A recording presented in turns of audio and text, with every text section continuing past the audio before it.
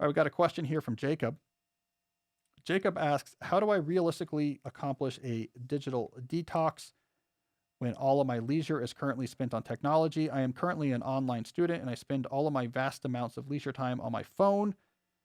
I really want to do a digital detox, but I believe it might be too drastic and unsustainable. So, Jacob, read my book, Digital Minimalism, where I really walk through how to do this. 2 points here.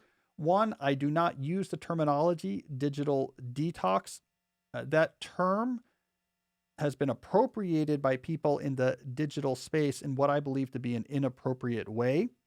They took this term that's most heavily used in substance abuse and they completely changed it to be the opposite of its original use, its original intention. So I don't like it. So if you look in the substance abuse community, what is a detox?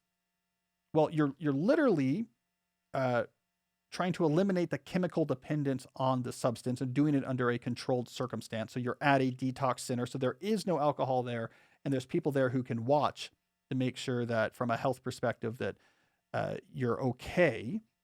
So that's part of it. But the second part of it, and it's the part that makes the whole thing make sense, is that you also then re-engineer your life during this process so that when you come out of it, you no longer have that relationship with the substance that caused the problem in the first place. You would not run a very successful, let's say, alcohol detox center if you say, here's our plan. You come here, you spend the month, it's really hard, you get the DTs, trying to get off your alcohol dependency, you white knuckle it, we get you off of it. And then on day 31, we all go to the bar to celebrate you doing it. No, you build a whole life without alcohol. And yet in the digital community, they have taken this term and they apply it to mean exactly that. Like, yeah, let's take a break from these technologies that we feel like are ruining our lives before going back to using them as before. That is the opposite of the intention of a detox. So I do not like that term. So I introduced a new term in my book, declutter, digital declutter. And you spend 30 days away from all these optional technologies with the goal of completely rebuilding your digital life from scratch when you're done so that it's something that is sustainable and a source of good, not bad. So no detox, declutter. Read the book and I walk through how to actually do it. The key thing you're going to see is that if this is going to work, you have to aggressively fill the newly free time with experimentation and reflection. You have to actually go do lots of other activities, learn new things, try new things. You have to join things and go places. You have to spend a lot of time alone with your own thoughts and reading. Active, active, active. That is the key, Jacob, is you replace what you're doing before with things that are better. You get much more insight about what matters to you, what you find important, what real pleasure feels like versus superficial dopamine hacking that these devices are doing. And then when you're done with those 30 days, you rebuild your life from scratch.